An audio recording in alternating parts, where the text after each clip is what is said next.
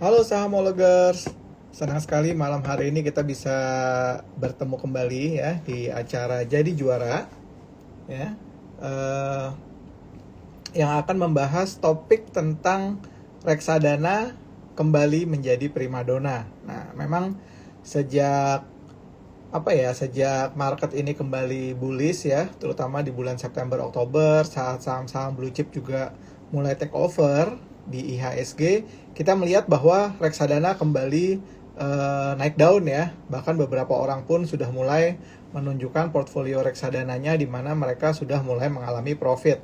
Berbeda dengan kondisi pada saat krisis, pada saat itu mungkin performa dari reksadana itu masih pada negatif. Nah, oleh karena itu, malam hari kita ngobrol-ngobrol bareng Gita Evanda, financial planner dari Juara Rencana Keuangan. Kita undang Gita dari Juara ya.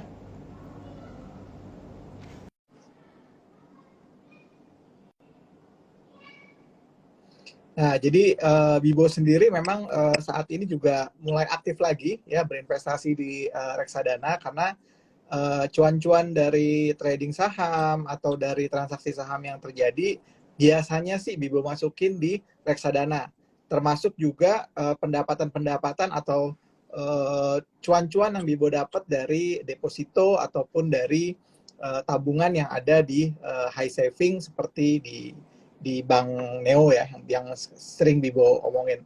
Hai Git, apa kabar? Hai Bibo, baik. Sehat ya? Kamu kok makin seger sih, Alhamdulillah. aku lihat. Iya dong.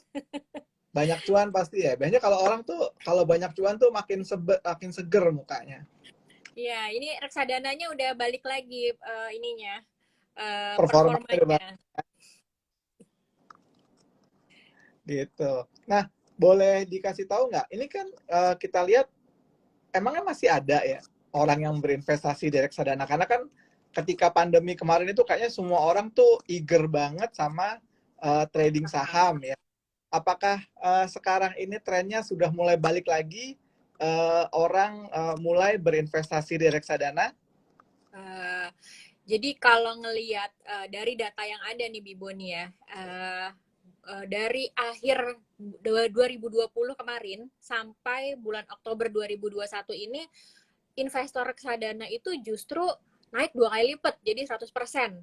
Jadi Hmm, akhir 2020 itu investor reksadana itu sekitar 3 juta gitu ya, sekarang tuh udah 6 juta. Jadi emang 95% lah udah naik gitu. Jadi justru banyak banget gitu. Mungkin dengan adanya sekarang kan lagi gencar-gencarnya apart online gitu ya. mm-mm. Apart online, terus sekarang bank-bank digital juga udah mulai jualan reksadana juga nih. Jadi belinya juga mungkin semakin gampang, terus edukasi tentang reksadana ke masyarakat juga udah makin banyak gitu. Jadi justru orang yang beli reksadana ini justru malah jadi semakin banyak gitu sekarang gitu. Oke. Okay. Apalagi kalau saya lihat sekarang, dulu kan kalau buka reksadana atau beli reksadana kan dulu minimum 1 juta ya. Terus Hmm, turun jadi 100.000. Dan sekarang aku lihat udah mulai dari 10.000 juga 10.000 orang tuh. udah beli ya.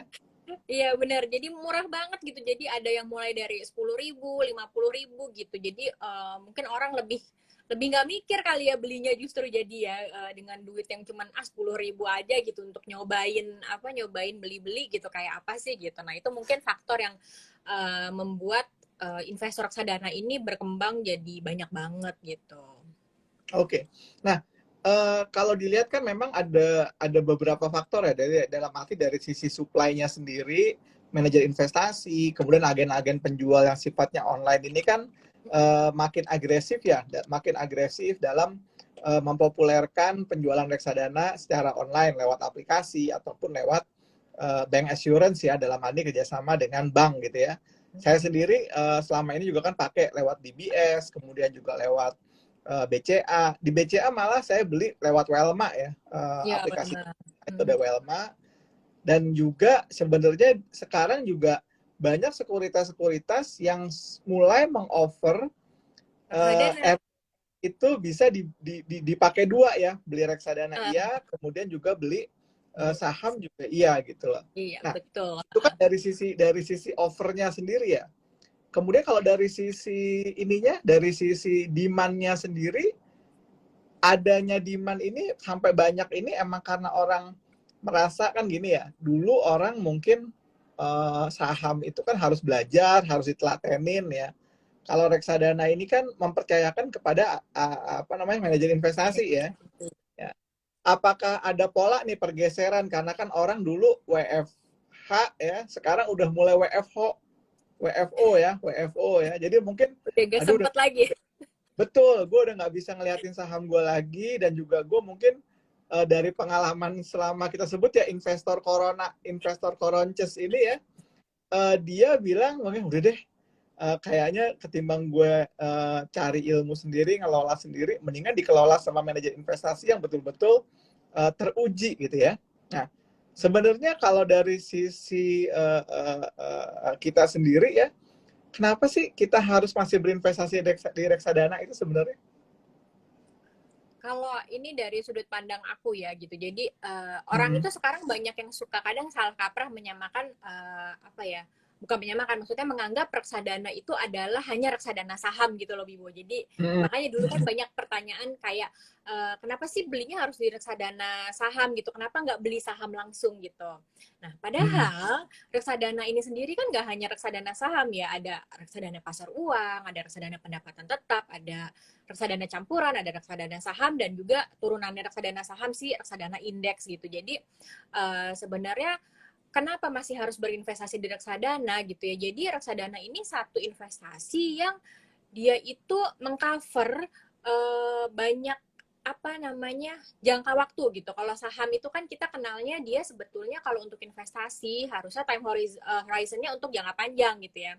Tapi di reksadana kita masih punya RDPU yang untuk jangka pendek gitu, RDPT dan RDC yang untuk jangka menengah gitu. Begitu juga dia menjangkau profil resiko banyak orang gitu. Jadi kalau yang saham itu kan sebenarnya kalau di investasi dia sebetulnya hanya untuk orang-orang yang agresif sebetulnya ya.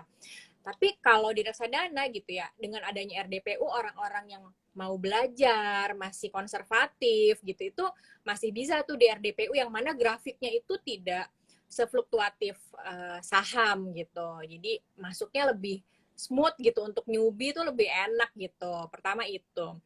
Terus selanjutnya reksadana ini ya tadi kita omongin, sekarang bisa dibeli dengan nominal kecil banget, 10.000 aja udah bisa. Terus pembeliannya tuh mudah, bahkan kalau saya lihat itu pembelian reksadana di apert online ini tuh sekarang experience-nya tuh kayak kita jajan GoFood gitu, Bibo. Jadi kayak jajan gitu, enak banget gitu ngelihatnya gitu ya. Cuman ini yang kita beli investasi gitu kan. Terus dia juga dapat dibeli dan dijual kapanpun gitu ya. Beda sama deposito yang ada term deposit itu kan ada jangka waktu. Ya dia bisa sih deposito langsung kita jual. Cuman kan fee-nya nanti kena penaltinya gede gitu ya. Nah ini tuh reksadana kan bisa dibeli dan dijual. Misalnya sekarang beli 2 hari kemudian ternyata saya butuh uangnya mau saya jual ya bisa-bisa aja. Udah gitu selanjutnya reksadana sendiri juga dia tuh sifatnya lebih liquid ya. Jadi liquid ini dalam arti kalau kita mau menjual gitu ya unit penyertaan kita, MI itu wajib membeli konsepnya. MI wajib membeli. Jadi kalau saham kan kita jual ada orang yang mau beli dulu. Gitu ya? Kalau reksadana dia saat kita menjual MI-nya wajib gitu untuk membeli gitu. Kemudian selanjutnya diversifikasi gitu ya. Jadi reksadana ini mungkin diversifikasi ini sesuatu hal yang tidak ditemukan di investasi yang lain ya gitu. Dengan kita beli reksadana gitu ya, kita beli satu unit aja gitu di satu produk itu kita akan mendapatkan banyak, udah terdiversifikasi di dalamnya gitu. Beli satu reksadana saham itu kita bisa mendapatkan 10 saham gitu ya misalnya di dalam satu produk yang kita beli gitu. Jadi itu untuk apa ya, kalau saya sih menilainya untuk orang yang newbie, untuk yang masih nggak punya waktu gitu ya, sibuk untuk nggak bisa belajar saham sendiri gitu ya. Ini menarik banget gitu sih reksadana ini gitu.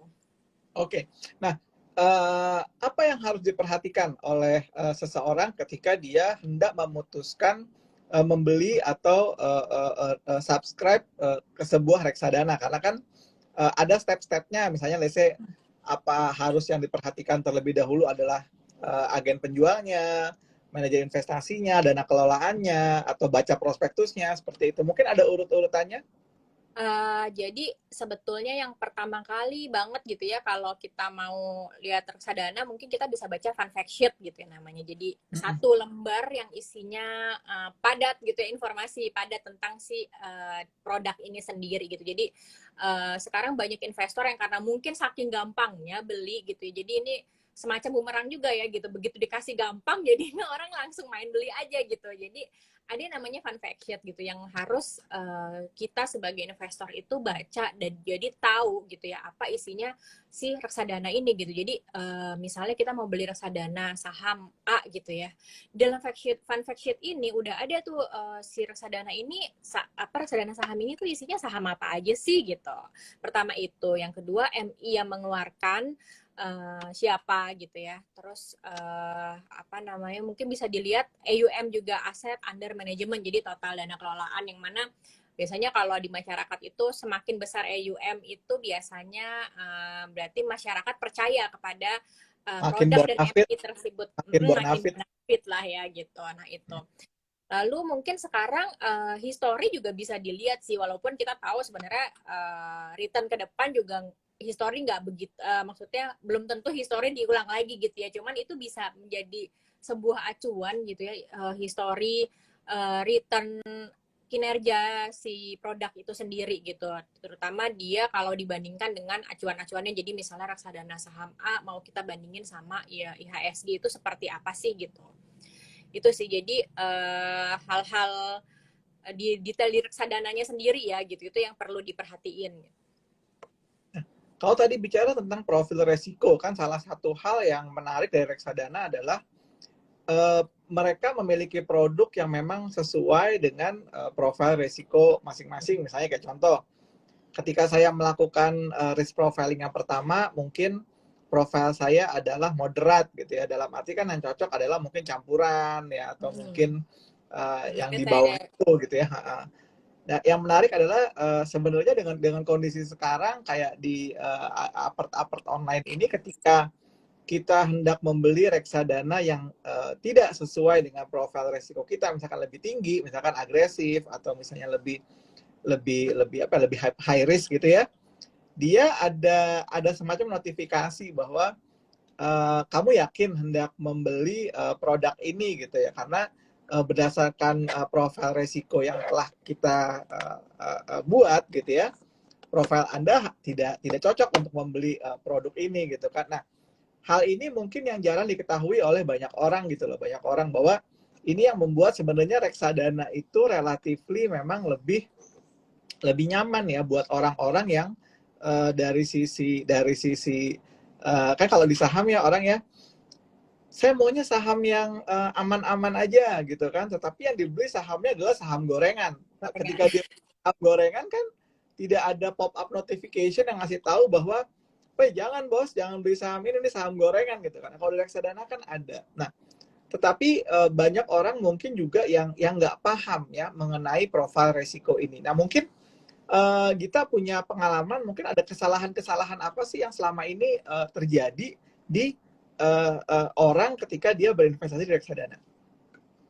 profil, iya betul. Itu profil resiko itu sebenarnya suatu kesalahan yang banyak banget gitu ya terjadi gitu di masyarakat gitu. Jadi sebetulnya kadang-kadang dari Apert sendiri sudah mengeluarkan kuesioner gitu ya. Saya nggak tahu, kadang-kadang orang kan ngisi kuesionernya apa, sebenarnya nggak begitu gitu ya. Jadi profil resikonya dinilai, kalau yang dari kuesioner itu kan mesin ya Bibo yang menghitung ya. Jadi ada nilai, ada bobot gitu ya. Nah, kalau saya sendiri lebih suka bilang ke orang kalau profil resiko itu sebenarnya kita ke diri kita sendiri tuh bisa dirasain dengan gimana ya, perasaan kita terhadap uang gitu, profil resiko itu. Jadi kayak misalnya orang-orang yang beli saham nih, kalau misalnya sahamnya terkoreksi gitu ya, perasaannya gimana sih gitu. Kalau misalnya sahamnya naik gitu ya, kita untung, semua orang happy. Tapi kalau misalnya saham turun gitu, misalnya modal saya 2 juta, tahu-tahu 6 bulan kemudian gitu, uang saya di situ karena sahamnya sedang terkoreksi tinggal 1,8 juta gitu ya, terkoreksi 200.000. Ya, perasaannya tuh gimana gitu, kehilangan uang 200.000. Jadi kalau ngomongin investasi 2 juta lah, kalau investasinya 20 juta kan kehilangannya 2 juta nih. Banyak kan. Nah, perasaan itu seperti apa? Saya selalu menilai seperti itu gitu. Saya kalau ngajakin orang ngobrol tentang profil risiko tuh seperti itu. Jadi apakah saya ngerasa nggak apa-apa lah gitu. Toh saya investasinya jangka panjang nih. Saya yakin ini akan nanti akan balik lagi gitu. Nah, itu kan berarti orang ini bisa jadi dia agresif gitu atau malah justru wah saya yakin nih produk saya yang saya beli tuh bagus. Kalau dia turun begini saatnya beli lagi gitu ya misalnya gitu. Berarti kan dia agresif ya. Tapi ada orang-orang yang dia membeli reksadana saham gitu. Terus pada saat turun 200.000 aja nih, terus dia udah mulai panik, ngerasa duitnya hilang, ngerasa aduh gimana nih. Nah itu kan perasaan dia terhadap uang tuh takut banget gitu kehilangan. Nah itu profil resikonya menjadi konservatif. Nah ini tuh penting banget gitu. Jadi yang sering saya temukan orang-orang yang baru nyemplung di reksadana, profil resikonya masih konservatif, belinya langsung reksadana saham. Mungkin karena kemarin juga saham hype juga nih waktu awal-awal pandemi ini, pengaruh juga nih banyak orang yang beli reksadana saham. Itu ternyata mereka kalau yang konservatif ini setiap hari reksadana sahamnya diliatin nih Biboni. Setiap hari diliatin. Loh, kok turun? Loh, kok naiknya berapa? Turunnya itu tiap hari dipantau. Nah, itu kan akhirnya mengganggu kita, mengganggu mindset dan psikis kita sebagai investor ya gitu. Jadi daripada seperti itu, kalau tahu seperti itu ya memang yang namanya profil risiko masih konservatif ya beli aja yang konservatif gitu, RDPU, RDPT, memang grafiknya itu pasti akan cenderung naik walaupun naiknya pelan gitu. Itu sih profil risiko termasuk salah satu kesalahan umum orang-orang investasi di reksadana gitu. Jadi investasi tidak sesuai dengan profil risikonya gitu. Itu pertama gitu ya. Lalu kesalahan yang selanjutnya mungkin karena investasinya nggak punya tujuan gitu. Jadi investasi itu namanya investasi itu kan idealnya kita itu berinvestasi ada tujuannya ya. Mau buat apa nih gitu si investasi ini mau kita pakai buat apa. Kalau nggak punya tujuan akhirnya yang terjadi adalah dia sendiri bingung kapan investasi ini harus saya cairin gitu. Jadi dia sendiri bingung ya.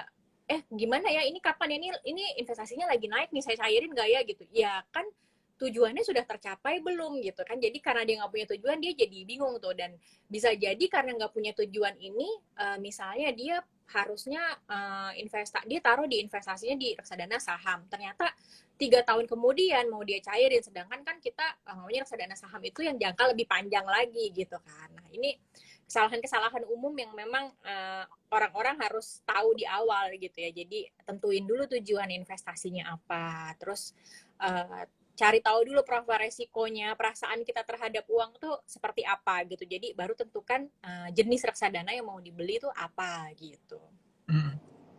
Nah, banyak orang kan selama ini kan ikut-ikutan misalkan lagi hype gini saham begitu, hype reksadana seperti itu ya.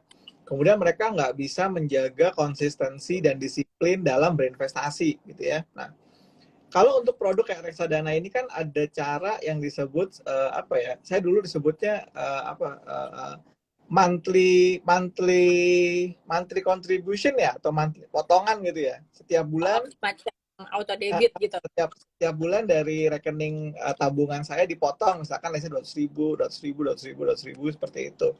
Ini kan saya lakukannya di BCA, saya lakukan seperti itu. Jadi setiap bulan itu sekitar 100.000 lah saya potong dari akun tabungan untuk dibelikan reksadana. Saya beli ada 3, reksadana saham, pendapatan tetap, sama satu lagi saham pendapatan tetap sama pasar uang gitu ya. Nah, apakah metode membeli dengan auto debit lah tersebut lah ya, auto debit ya. Jadi nggak cuman billing aja yang auto debit gitu loh. Reksadana juga pembeliannya bisa dilakukan dengan auto debit. Apakah membeli reksadana dengan metode auto debit secara berkala ini cocok buat orang-orang yang punya penghasilan tetap, misalkan dia pekerja kantoran atau misalnya ibu rumah tangga yang mendapatkan jatah bulanan tiap bulan dari suaminya gitu.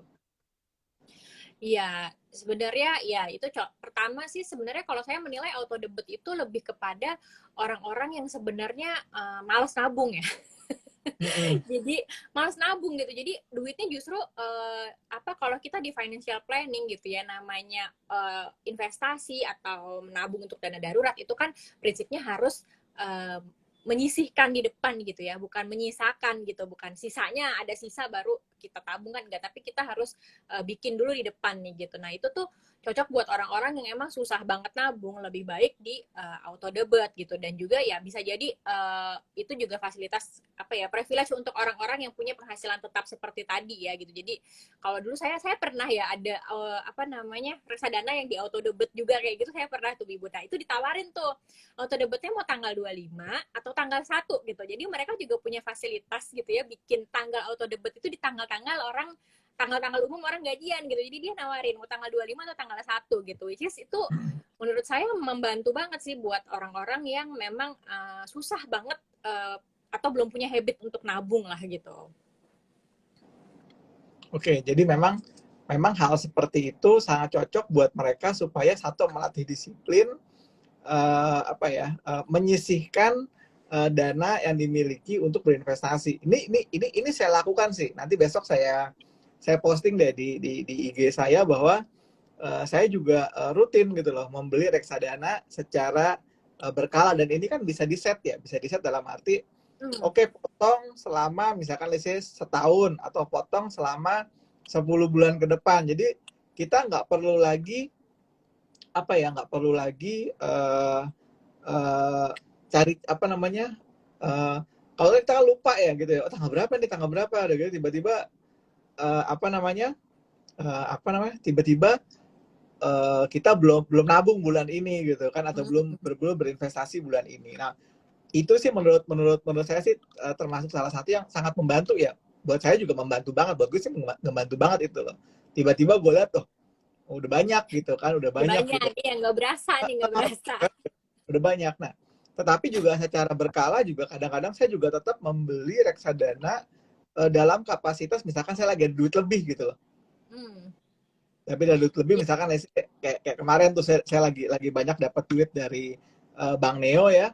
Ya udah saya masukin, saya beli reksadana juga gitu kan, karena kan itu kan prinsip saya kan duit yang saya terima gampang dari yang sesuatu yang hasilnya tetap, saya masukin ke aset yang lebih dikelola secara ada resikonya gitu kan. Nah kalau dari sisi kita sendiri ketika kita memilih apa namanya, memilih reksadana gitu ya, selain memperhatikan faktor-faktor seperti faktor resiko ya, kemudian faktor apa namanya, aset manajemennya sendiri, siapa manajer investasi siapa, faktor apa lagi yang biasanya kamu perhatikan?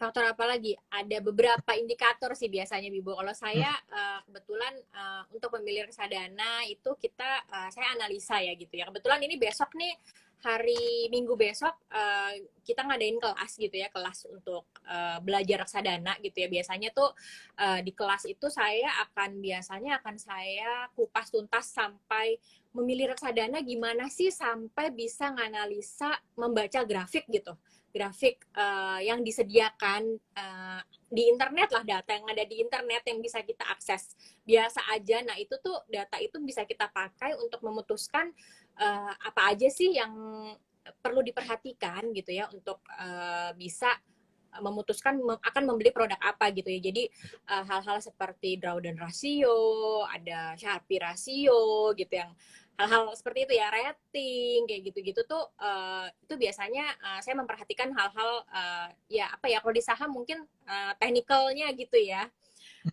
Seperti itu tuh, itu saya pertimbangkan juga biasanya gitu loh. Jadi selain yang tadi masalah EUM, MI-nya siapa, kayak gitu-gitu. Nah, historinya, kinerjanya seperti apa. Nah, itu ada faktor-faktor lain. Itu biasanya besok hari Minggu saya bikin kelas reksadana, itu biasanya saya bahas tuh di situ gitu. Oke. Nah, kalau saya sih, ini pengalaman pribadi ya. Kalau saya biasanya yang saya lihat pertama nih, yang pertama kali saya lihat ya, tadi ya, MI-nya siapa dulu yang pertama. Oh, MI-nya misalkan MI yang reputasinya bagus Bonafit gitu. apa enggak gitu. Betul ya. Yang kedua saya lihat adalah apa namanya, holdingnya di apa saja. Misalnya kalau di saham tuh Hmm. saham-saham yang lagi trending apa enggak, saham-saham yang memang secara secara secara apa ya, secara tren dan secara siklus itu memang sahamnya ini cocok buat masa depan gitu loh. Yang ketiga biasanya saya lihat dari biaya gitu ya, biaya-biaya misalkan ada Iya. biaya beli atau biaya redemption seperti itu. Dan yang terakhir mungkin yang saya perhatikan adalah apakah lagi ada promo-promo. Biasanya suka ada tuh promo-promo ya. Ini kayak saya nih lagi beli sekarang nih. Reksadana dari Kisi Asset Management. Kalau beli 1 juta dapat cashback 100.000 kan lumayan Iya, gitu loh. iya, iya, iya. Ya, itu Gitu ya. juga sih. Ini menarik sih, Bibo, dengan adanya apart online ini ya. Saya perhatiin kan apart online ini baru beberapa tahun belakangan ya. Ini tuh mereka berlomba-lomba, mereka menawarkan biaya pembelian yang gratis gitu. Dulu itu Betul. saya kebetulan investasi reksadana itu sudah dari tahun 2011 gitu ya. Dulu tuh belinya lewat MI langsung atau kita beli lewat bank gitu ya.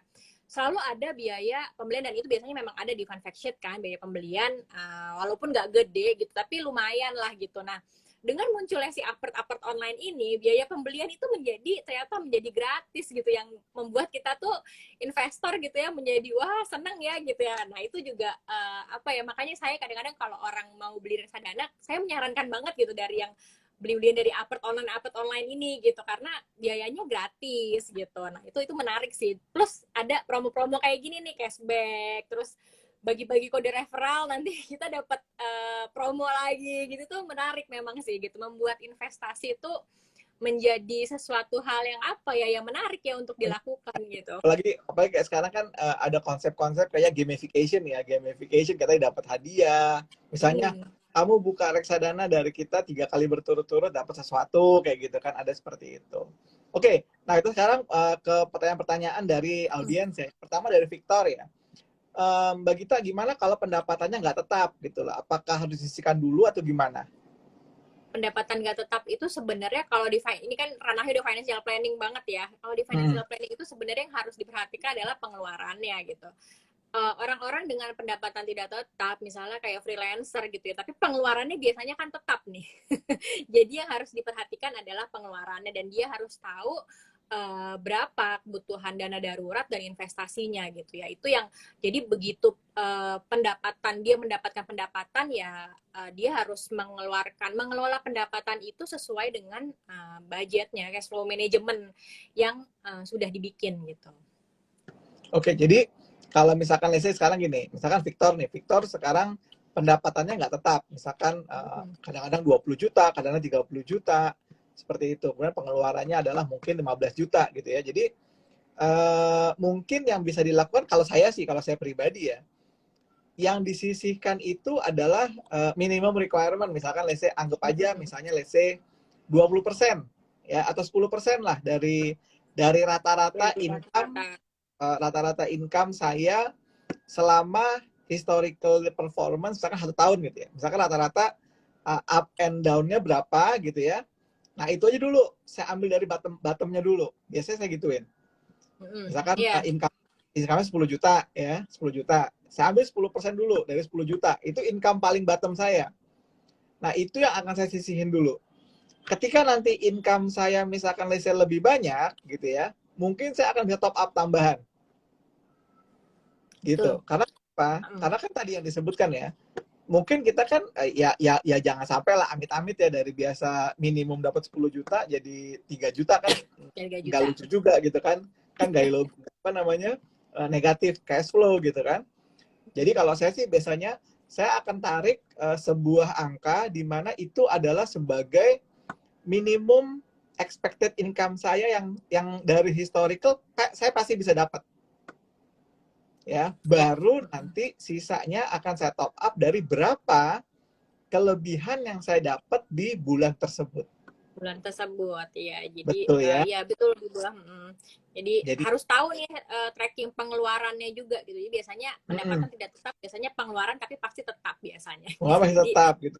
uh, Gitu. uh, Nah, sekarang pertanyaan berikutnya, bedanya investasi reksadana dengan investasi di ETF. Nah, ini mungkin nanti bisa dijelasin nggak, atau mau saya bantu? Oke, jadi ETF gitu sebenarnya dia itu investasi yang dikelola gitu ya dengan mekanismenya reksadana, cuman transaksinya ditransaksikan di bursa seperti saham, jadi dia sebenarnya hybrid, investasinya hybrid gitu ya. Jadi bedanya apa gitu? Ya persamaannya dengan reksadana, dia dikelola dengan mekanisme reksadana. Jadi kita bisa beli ETF itu kan biasanya di saham ya, kita bisa beli di satu saham. Tapi kalau kita beli saham doang kan dapatnya satu. Ini sama nih persis sama reksadana. Kalau kita beli ETF dapatnya banyak gitu. Dapatnya banyak gitu ya, banyak saham. Cuman transaksinya seperti transaksi saham. Jadi belinya di broker, di sekuritas gitu. Jadi kalau misalnya kita di sekuritas itu, kalau ETF itu semua kodenya depannya X ya Bibo ya. Jadi kayak apa ya, XIJI gitu atau X bla bla bla, pokoknya depannya X itu adalah ETF gitu. Jadi dan jangan lupa kalau tadi reksadana yang biasa itu dia punya keuntungan liquid, artinya setiap kita mau menjual MI wajib membeli. Nah, ETF karena dia transaksinya dengan mekanisme saham, pada saat dia ya sama seperti saham, akhirnya pada saat kita mau jual harus ada orang yang membeli dulu gitu. Jadi ada beberapa sifat-sifat transaksinya yang berbeda sama transaksi reksadana gitu. Itu sih. Jadi kalau boleh saya sampaikan teman-teman ya, bedanya ETF sama reksadana itu sebenarnya yang pertama adalah ETF itu memang dikelola seperti reksadana, dalam arti teman-teman tidak perlu memilih sahamnya gitu ya. Udah baurannya udah disiapin sama si manajer investasinya. Cuman kalau ETF itu memang transaksinya itu dilakukan di bursa. Jadi ada Ya. mekanisme bid dan offer, ada mekanisme seperti itu. Memang dalam kondisi saat ini ETF di market Indonesia ini belum terlalu liquid ya.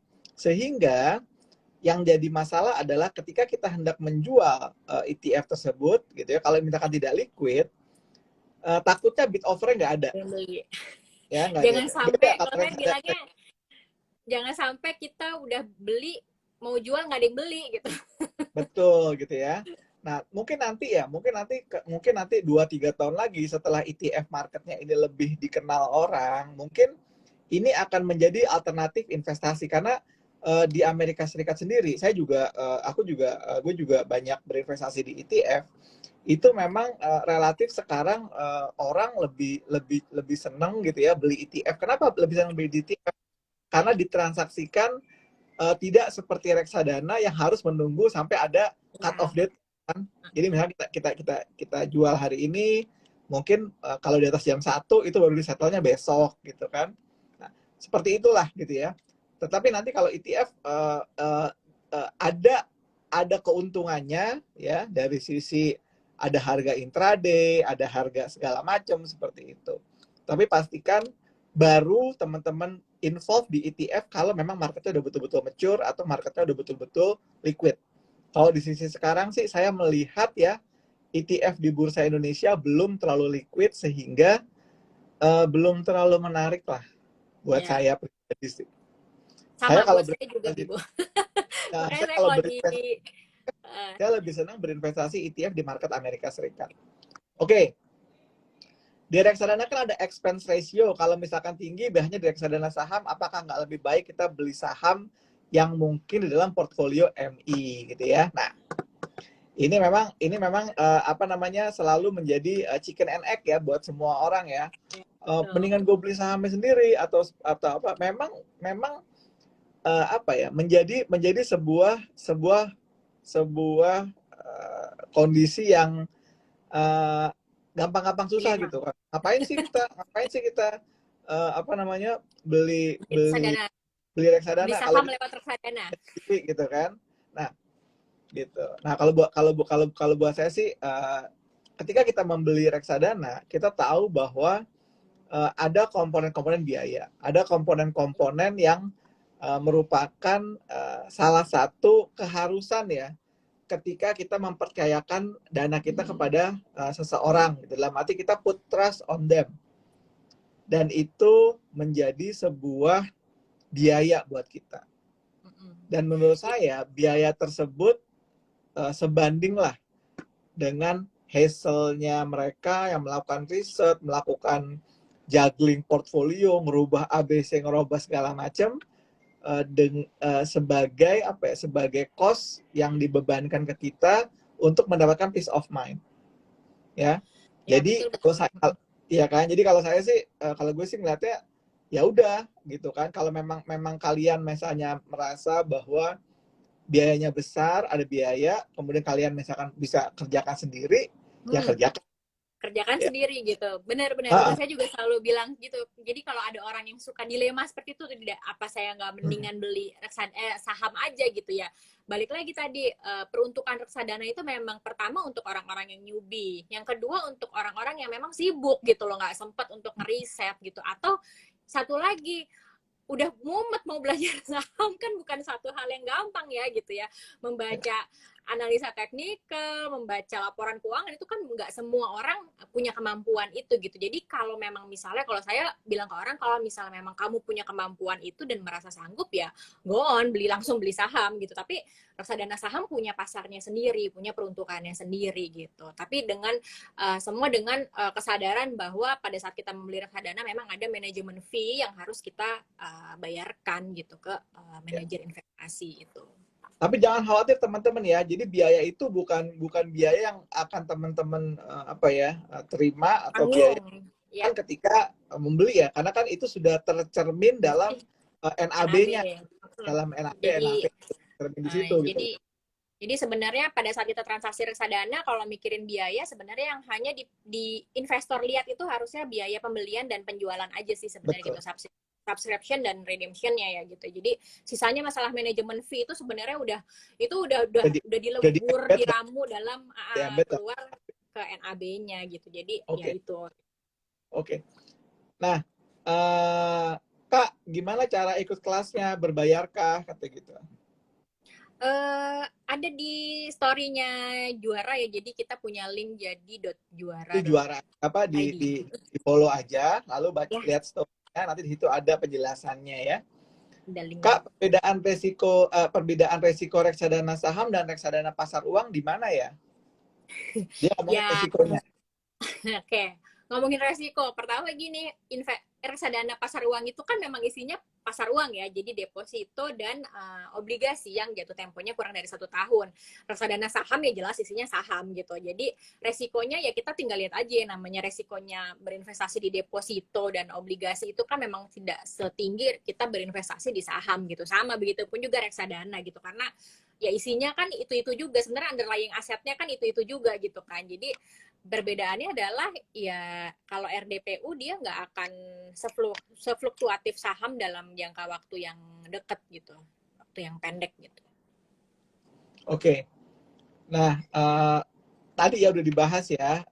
Jadi gini, jadi kalau misalkan kita bicara tentang reksadana saham dan reksadana pasar uang, kita harus tahu underlying dari investasi yang ditaruh itu di apa gitu ya. Kalau reksadana pasar uang kan lebih ke arah surat utang gitu ya, atau misalkan surat berharga, atau misalnya let's say apa namanya, sertifikat itu seperti itu. Jadi Itu relatively ini adalah instrumen-instrumen investasi yang boleh dibilang tidak ada resiko lah ya, kecuali misalkan terjadi kolaps ya, atau ya itu misalnya bank issuernya misalkan tutup gitu ya, atau dilikuidasi oleh, tapi kan di cover oleh LPS.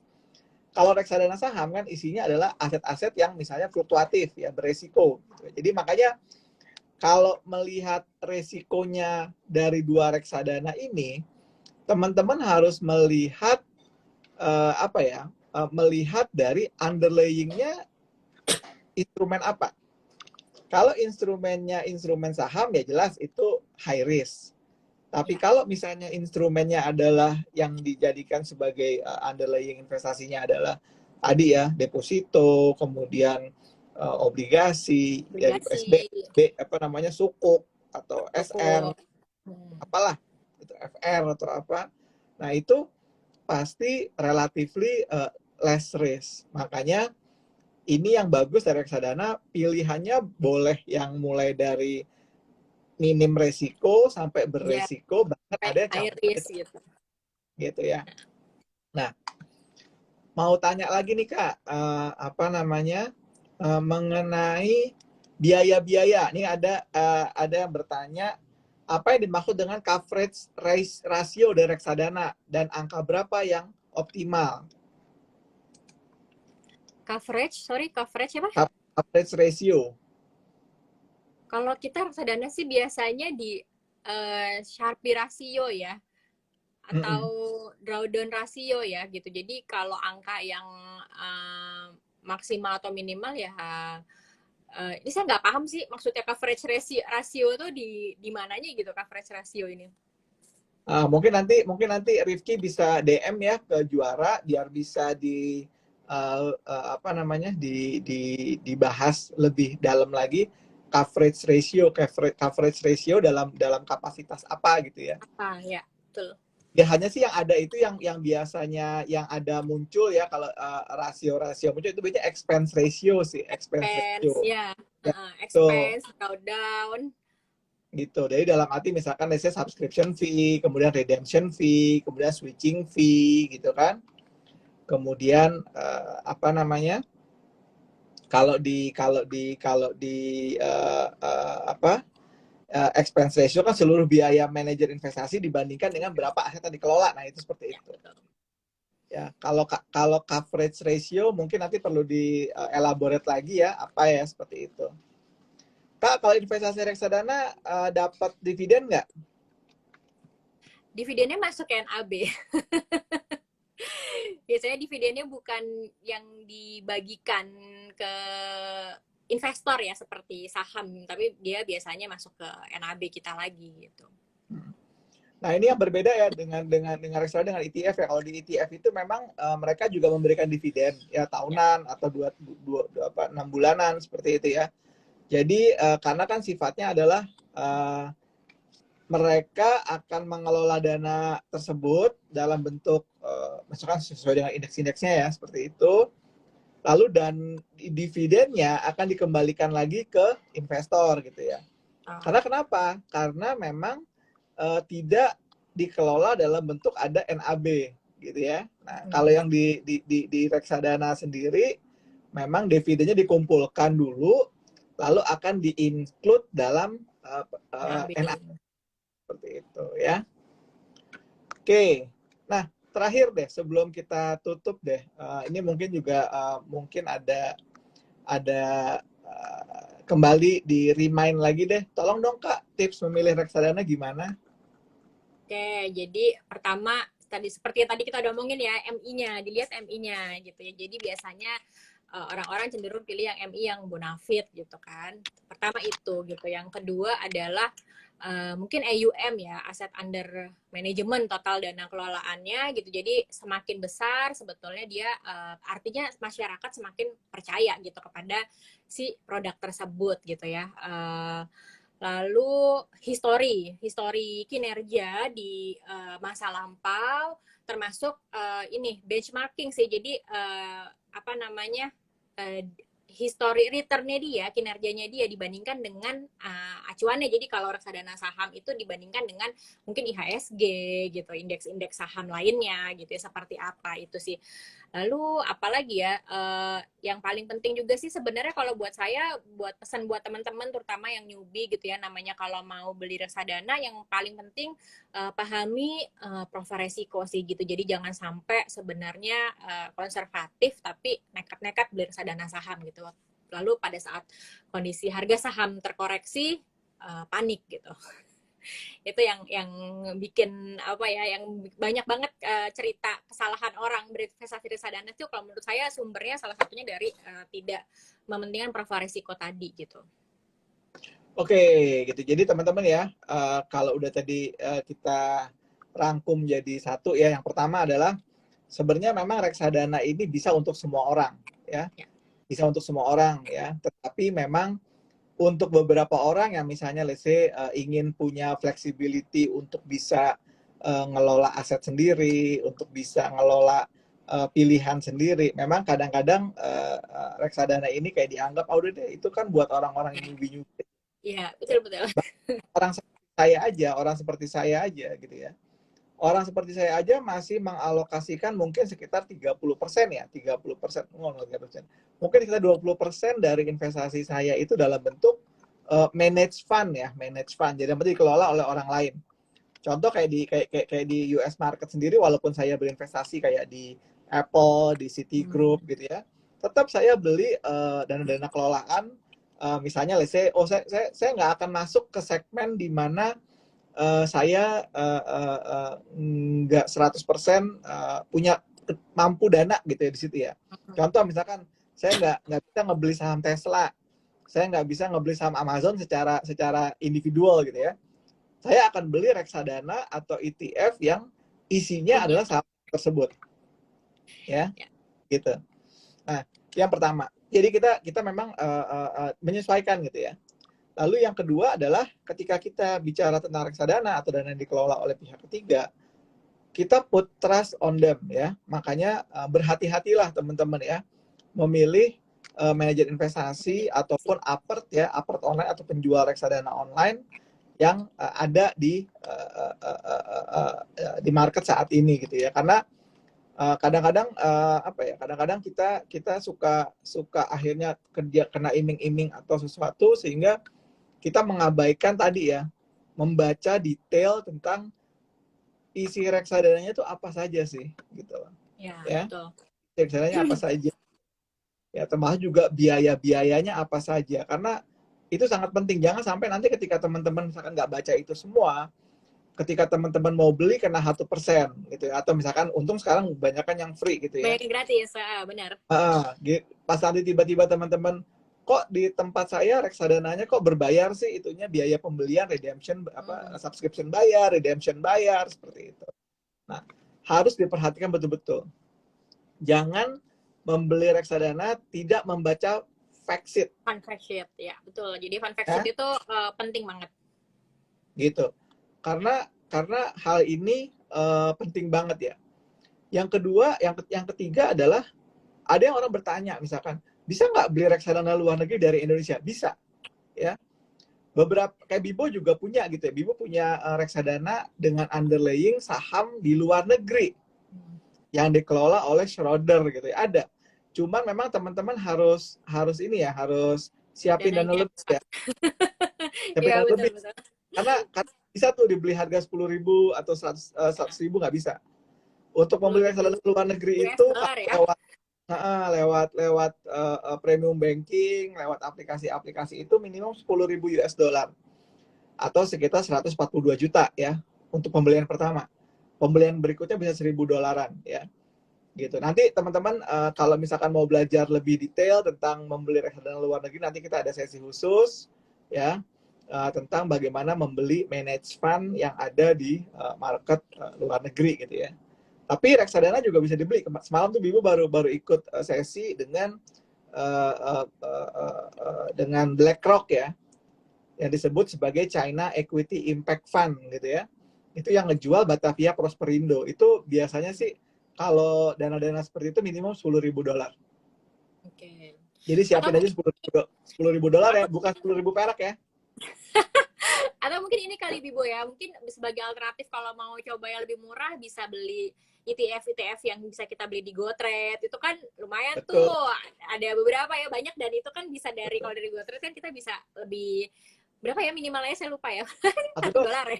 $1 kan? Ya, itu kan juga banyak mungkin bukan reksadana yang umum gitu ya, cuman ETF kan juga termasuk ini kan gitu. Mungkin itu sebagai alternatif yang lebih ramah kantong. Sama kantong buat orang Indonesia, bener. Iya, bener. Gitu.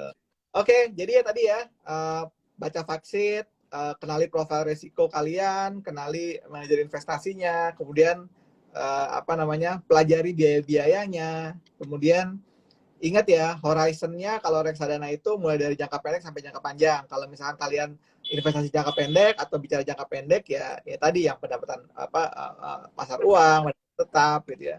Bicara horizon menengah ya campuran, bicara horizon jangka panjang ya bicara tentang saham, reksadana saham gitu ya. Oke, thank you Gita. Nanti kita ngobrol lagi. Jadi kelas kamu hari apa?